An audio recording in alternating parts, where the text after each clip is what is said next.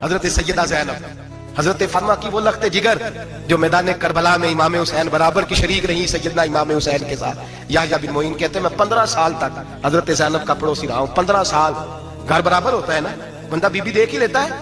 وہ be be کبھی پردہ ڈال کے جا رہی ہے دوائی لینے, کبھی نظر آ ہی جاتی ہے. کہتے ہیں 15 سال میں سیدہ فاطمہ کی بیٹی کا پڑوسی رہا ہوں, میں نے کبھی برقعے میں چھپی ہوئی زینب بھی نہیں دیکھی.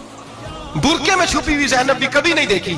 حضرت عبداللہ بن جعفر طیار جناب علی المرتضیٰ کے بھائی تھے, ان کے بیٹے کے ساتھ ان کا نکاح ہوا تھا, بیمار ہو گئی. تو حضرت عبداللہ کہنے لگے زینب چل تجھے حکیم کے پاس لے جاؤں, طبیب کے پاس لے جاؤں. تو حضرت زینب کہنے لگی آپ جائیے میرا حال بتا کے دوائی لے آئیے. تو حضرت عبداللہ جعفر طیار کہنے لگے شریعت میں گنجائش ہے ڈاکٹر کے پاس جانے, حکیم کے پاس جانے کی گنجائش ہے, تو چلتی کیوں نہیں؟ حضرت زینب کہنے لگی شریعت میں گنجائش تو ہے, پر عبداللہ میری مجبوری یہ ہے کہ میں فاطمہ کی بیٹی ہوں. شریعت میں گنجائش تو ہے پر میری مجبوری یہ ہے کہ میں حسین کی بہن ہوں.